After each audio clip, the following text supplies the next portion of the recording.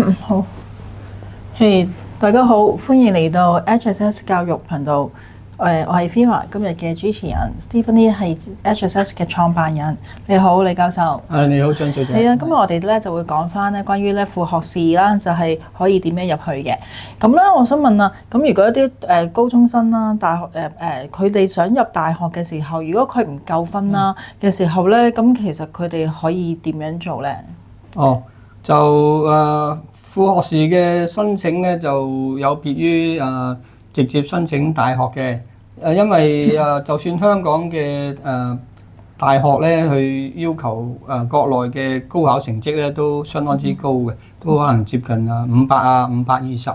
咁所以如果高考成績只係得400分左右咧，其實就好難入到國內嘅一線二線大學。香港亦都困難嘅。咁所以可以考慮副學士。如果學生佢期間啲成績有改善，就再申請報讀第3年同埋第4年啦。OK，咁如果申請副學士啦，其實有咩好處咧？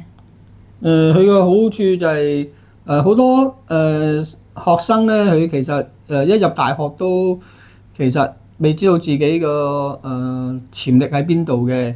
咁而副學士因為佢係2年制，咁學生有多啲機會接觸唔同嘅科目，咁就反而對於日後去以咩為主修科同埋日後從事邊一個專業咧，係應該幫助好大嘅。咁其實都幾好喎，咁啊可以俾啲學生咧未知自己個發展方向嘅時候咧，就俾多啲時間佢哋去考慮翻佢哋將來想學做啲乜嘢。可以咁講，係啊。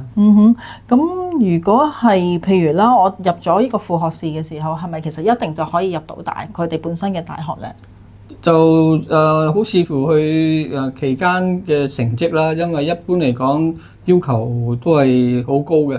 咁如果呢個GPA 即係佢平均嗰個考試分數咧有3.5咧，咁直升翻去自己本校嘅大學咧，應該問題都唔係好大。咁如果唔達標嘅話，其實即係坊間都仲有好多大學去亦都提供好多唔同類型嘅學位嘅。咁所以咧大家嘅同學仔們啦，就記住啦，如果想咧努力啲，可以直接入翻咧本身嘅大學咧，咁就要勤力啲讀書啦。唔該晒。唔該。